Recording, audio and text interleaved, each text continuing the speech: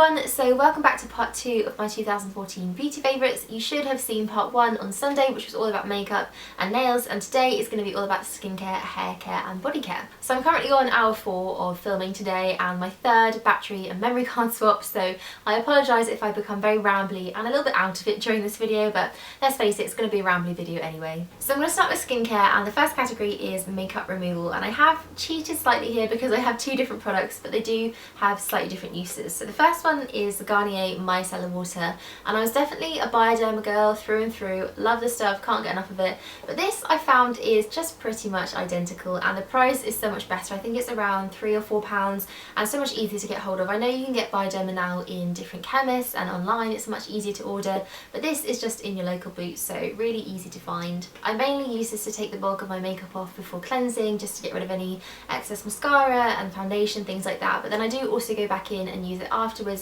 just to make sure all my eye makeup's off. And then another favourite that I have is the Clinique Take the Day Off Balm, and this is great if you're wearing a lot more makeup, so you just massage it into dry skin and it breaks everything down completely, and then you can just wash it off or take it off with a muslin cloth as well, and it just really helps to get off everything from your skin before you go on to a second cleanse. I've definitely been using this one a lot more recently because it's very hydrating and my skin is very dry at the moment, so this one is slightly better I think for makeup removal on a dry skin. So for best cleanser I also have 2 products, but don't worry, these are the only 2 categories that I have doubled up on, I think. So my favourite cleanser to use in the morning is the Radical Skincare Hydrating Cleanser, and this kind of came as a bit of a surprise for me because I kind of had forgotten about it, but when I looked through all my previous monthly favourites I saw that this had been mentioned I think 3 or 4 times, so I've definitely been loving it throughout the whole year. I tend to wake up with quite tired and sore skin, so this is a really lovely one to just massage in, really wake everything up and add a real nice amount of moisture. It's a very thin, quite liquidy lotion, doesn't feel like there's too much to it, but it really does rehydrate your skin and just boost it. Also really great at removing makeup, so when I travel I just tend to take this with me. It breaks down mascara incredibly well considering how thin and light it is, so a really good one for that as well. In the evenings though I do prefer to use a much richer, more balmy textured cleanser, so of course it had to be the Wild Rose Beauty Balm from Neal's Yard. I had a small moment about this, I became slightly obsessed with it a few months ago, and ever since I've used it my skin has just felt so plumped and so moisturised, and it's just a lovely one. The smell alone is enough to make you want to use it every day. It's just relaxing and it smells really calming and soothing, and I think it's a brilliant one. It doesn't break down makeup probably quite as well as some of the other balm cleansers, but it makes my skin just feel so lovely and soft, so I don't mind just using something like the Garnier Micellar water beforehand and then using this after. So this year I got very into toners, and I actually managed to pick up a product that I wanted to try for a really long time, and it's the Roche-Posay Serozinc toner, the one, the ultimate, so I had to include it in this year's favourites. Now very recently you've actually been able to order this on essential.com I think it is, so obviously a lot easier to get hold of, you don't have to go all the way to France to buy one, but I went to Paris for the weekend back in June and I managed to pick up a couple of bottles of this, and it's just really impressed me. It's a really great toner. Not only is it very easy to use, you just spray it all over your skin, no cotton pads required, it's also just very cooling and soothing, and I think the zinc sulfate just really helps to calm my skin down, especially if I'm having some breakouts or some really bad blemishes. If I spray this on it just really soothes them down and the redness kind of disappears slightly, and it's a really nice one to use as your kind of last step after cleansing, after exfoliating, everything like that. So that's been my favourite toner of the year. So best exfoliator goes to a kind of a similar product. I guess you could say this is kind of a toning one as well, and it's the Facial Radiance pads from First Aid Beauty. These are really thin little cotton pads soaked in a combination of lactic and glycolic acids, and they're very gentle. I know a lot of people get scared when you mention the word acid with anything to do with skincare, but I think it's a really lovely, soft and gentle way to exfoliate your skin. I think on the other hand things with beads and really harsh exfoliating particles can actually be a lot more abrasive and a lot more damaging than these. I've got into a really great routine of using these every other day, so I will kind of alternate between the Roche-Posay toner and then these, and they just keep my skin very soft, they keep any dry skin patches at bay, and they just really help to make my makeup go on a lot better as well, and all my other skincare products to sink in after I've used these. Now best serum of the year without a doubt has to go to Sarah Chapman's Intense Hydrating Booster. I love this stuff. I was really into the Hyaluron last year, I think I mentioned that in last year's favourites, and this is basically a very intense souped up version of that. It's made with hyaluronic acid, which is a really great ingredient brilliant for boosting moisture in the skin. I think it's a great one for any skin type, really brilliant for dry skin because it just rehydrates it, but also for oily combination skin and people that don't really like to use anything too heavy. It's a very light and thin gel texture, so you haven't got any stickiness once you've used it. It doesn't really feel like you're wearing anything on your skin at all, but it just sinks in and just injects so much hydration in there too, so I love this serum. Now usually for the category of best moisturiser I would choose two, one for day and one for night, but really there is just one that has absolutely stood out to me as brilliant for all round, and it's the Kiehl's Ultra Facial Cream. I think this was actually in last year's favourites. I'd only recently purchased it, but I was already head over heels in love with it, so I had to talk about it. This is brilliant though if you're looking for a really hydrating moisturiser. I know that I can put this on in the evening and then wake up again in the morning and it still feels like I have product on my skin, like it's still moisturising my skin, and that's really great because sometimes with some overnight moisturisers they can just wear off and your skin feels a bit tight again in the morning.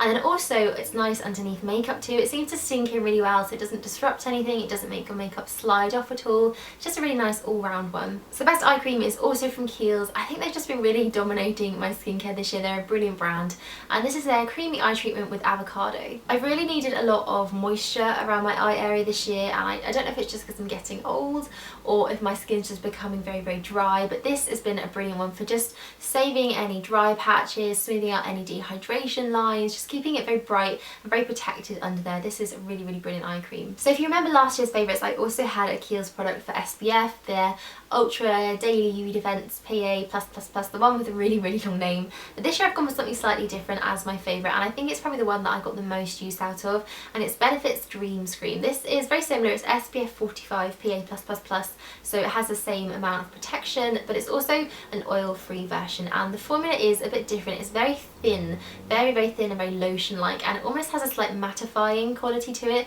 Feels very much like a primer actually, and I just found it helps with greasiness and any shine coming through, which does tend to happen a lot more in summer when you are wearing SPF more often. It also just feels so lightweight, it doesn't feel like you're wearing anything, and it doesn't leave any kind of grey cast across your skin like some SPFs can do, and it's a really nice one for underneath makeup as well because it does feel slightly more like a primer. For best mask, and probably one of the only ones I've really used all year, is the Aesop Parsley Seed Mask. This is a really great one for just drawing everything out of your skin if you're having spots or breakouts, blemishes, if your skin just feels very clogged or very oily. This is a really great one for taking it all away. It's a clay-based mask, so it dries down, but it doesn't feel as tight and as drying as other clay masks. It's got quite a thin formula, so you don't really need to put too thick of a layer on there, which I like because it feels a lot more comfortable when you're wearing it, but it really does do the job of calming your skin down and just making it feel very clean and very fresh. So last in the category of skincare is best lip balm, and I'm sure you've all guessed what this is going to be already.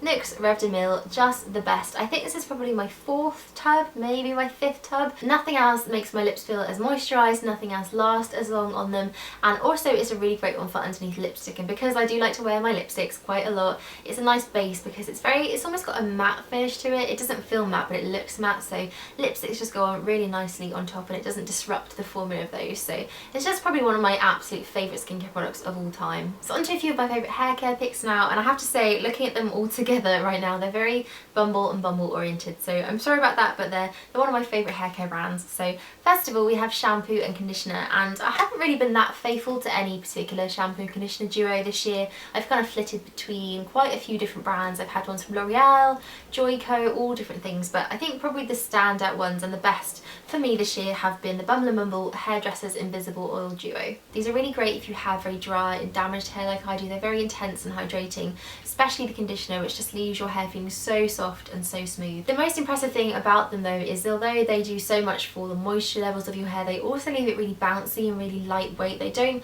weigh anything down at all, they don't leave any residue in your hair, they don't leave it so hydrated that it just sits completely flat. They are really amazing products, so definitely my favourite shampoo conditioner duo of the year. Favourite mask also comes from Bumble and Bumble. This is their Deep Mask, and I've talked about this quite a lot recently because in winter it really is the time that I use it the most. My hair gets very brittle and very dry when there's lots of heating and when the weather's a lot colder, so I've been using this probably every week or even twice a week for the last couple of months. I do bring it out for the rest of the year though whenever my hair starts to feel that way, and it just really helps to get it back to normal, get a lot of moisture back into it, and again it's not one of those masks that leaves it too hydrated and like there's too much product in there. It also smells like bananas, which is another reason I absolutely love it. And then my final Bumble and Bumble pick comes in the form of best hairstyling product. This is their City Swept finish, and when I first got this, I was kind of unsure about how to use it. I started by spraying it right into my roots like I would do with my All Bay Dry Texturizing Spray, and then ended up with really horrible greasy looking hair, so that's definitely not the way to go with this. The best way I found to use it though is just through the lengths and the ends of your hair, just to add a really nice amount of texture and pieciness, and it's almost, the way I describe it is almost like a waxy spray with a bit of dry shampoo in there, so kind of a powdery dry wax spray. That sounds really strange, but it just adds such a nice amount of texture and almost a bit of hold into your hair as well. I really like using this especially when I've curled my hair, because it just breaks everything up. It doesn't leave your hair in one big block of curls, it just kind of defines every little piece as well, and especially since I've had the little kind of more blonde highlights put in, it just seems to emphasise them a bit more, which I really love. So this has definitely been my most used, my most reachable styling product of the year. So Best Dry Shampoo is one that I've discovered kind of more recently, but one that I know I'll be using for a long time to come, and it's the Collab Dry Shampoo in the fragrance New York, and this is a sheer invisible formula, and when dry shampoos claim to be invisible, most of the time they're not. You can still see them, they look quite white and quite cakey, but this stuff really is invisible. You can't see it at all. You can spray it quite liberally into your hair and it's not noticeable whatsoever. The best thing about it though is just how clean it leaves your hair feeling. It really does absorb all excess oils and it doesn't leave it gritty at all. I think with most dry shampoos that are brilliant at absorbing oil, they leave your hair feeling very kind of thick and very texturized and very gritty, whereas this feels like there's nothing really in there at all. I feel like I've had a lot of questions this year about how I've been curling my hair, what heat tools I've been using, how I've been styling it, and there's only been really one thing that I've used all year. So the best heat tool goes to the Tresemme curling wand, good old Tresemme curling wand. I think I've had this now for years and years and years. I like that this one's got quite a thick barrel because you get nice big voluminous waves with it rather than having really tight ringlety curls, and I find when I use this my curls last so much longer than if I've straightened them or used straighteners to do it, or if I've been using heat rollers, things like that. So I can usually get away with wearing my hair curled for the next 2 or 3 days once I've used this without really having to top anything up at all. So that's been my favourite styling product, my favourite heat styling tool of the year. And the last category in hair is favourite brush. And if this was last year, I'd probably be raving to you all about the Tangle Teasers, but this year I found something a lot better. So this is the wet brush, and if you were just looking at this, you didn't know anything about it, you'd think it was just a very standard paddle brush that didn't really do anything at all. But there's something about the long bristles on this that just seem to really comb through hair amazingly well. It's actually designed to be used on wet hair and it doesn't snag or damage your hair at all, and it's just amazing. It just gets rid of any knots, any tangles. Usually I would have to brush my hair for about 5 or 10 minutes with a Tangle Teaser. I have very knotty hair, but this I can do it in about a minute and they're all gone. My hair's really soft and I haven't pulled any out or damaged it at all. It's an amazing brush. So that leaves us with the very last category of body bits, so things like fragrance, body lotion, bath bombs, and this might not be the most exciting category to talk about, so I'll try and keep it short and sweet. But the first thing is favourite fragrance, and last year I remember I really struggled to narrow this down. I actually had to include 2 because I just couldn't pick, but this year I just knew which one it was going to be, and it's the Kiehl's Vanilla and Cedarwood perfume. I didn't actually realise that Kiehl's did fragrances until about a year ago, and I was in Waterloo Station, I remember I was waiting for a train, and I went to the little Kiehl store that they have there and I smelt this and I just couldn't get it out of my mind. It was just so lovely. It's such a warm fragrance. It's so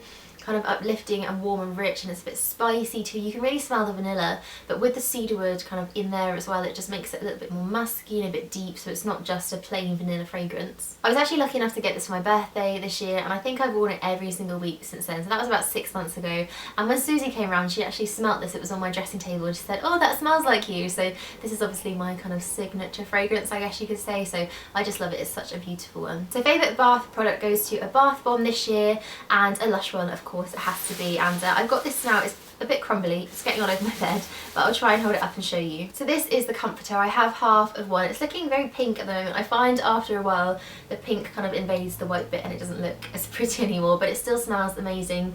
It's a really fruity one, and usually I'd be really into the more vanilla-y ones or the more musky and spicy ones. I do love Lush's Butterball, but this year I've really been using this one a lot. I think I've had the most baths with this. It's also a bubble bath, so it leaves your bath full of really big foamy bubbles, and it's just a really lovely comforting bath to have with this one. In the category of best body scrub, we have the Frank Coffee Scrub. This is the cacao version, so it smells basically like chocolate coffee, which is amazing. And this stuff I discovered last year, and I really haven't looked back since. It's probably one of the only scrubs that I've used. The only thing about it is incredibly messy. It basically looks like you spilt a whole pot of coffee beans in your bath, and yeah, it just gets very dirty very quickly. But it's so scrubby, it really exfoliates your skin incredibly well, and it just smells absolutely delicious. I did have have two of these. I had the original, which is just a normal coffee scrub, and then the cacao version, which is this one. I've only got a tiny little bit of this one left, so I'm going to have to put in another order. The company is based in Australia, so you may be hit with a bit of a custom charge when you buy it. I didn't when I ordered mine, but my friend did, and we both did it at the same time, so I'm not too sure what their policy is on that, but it basically rounds out at about £10 when you buy one, including shipping, so I don't think that's too bad for a scrub. It may seem quite pricey, but it lasts for such a long time, and it's so worth it because it just leaves your skin incredibly soft. So we've made it to the very last product of the whole video and the final category of best body lotion, and this is probably one of my favourite products for the whole year out of everything. This is the Rituals Touch of Happiness Sweet Orange and Cedarwood Body Cream, and at the beginning of the year I kind of made it one of my New Year's resolutions to moisturise my body a lot more. I always use a lot of skincare and I really take care of my face, but then I always forget to use a body lotion. So this is my second tub now, and I've nearly completely run out of it. There's not much left in there, but the smell of this is just so amazing. I actually want to use it when I get out of the shower and I think, oh, I have to use moisturiser, I have to use body lotion. I actually go and grab this because it's just a nice product to use, and it kind of makes you motivated to do it a lot more. It actually has a very similar scent to the Kiehl's fragrance. I think that's because of the cedarwood in it, but the sweet orange really lifts it up, and it's quite a fruity, sweet, and yet musky and deep smell. It's one of my absolute favourites, and I've actually ended up buying quite a lot of this range. I've got the shower gel, and I've got lots of other things. I've got the candle, I think I've got a room diffuser in this scent as well, and they do all sorts of products in this range, so it's definitely worth checking out. But yeah, one of my favourite products of the whole year, this one. So we've made it 5 hours after I started filming this video, so we are finally there and finished, and I've talked about quite a few products. I wouldn't be surprised if there was 30 or 40 things on my bed right now with me. So as with the last video, please let me know what your favourite products of the year were, what your favourite skincare ones were, and what your favourite overall product was in general, the best thing from 2014, because I would love to know. So thank you all for watching again, and I will see you on my next video.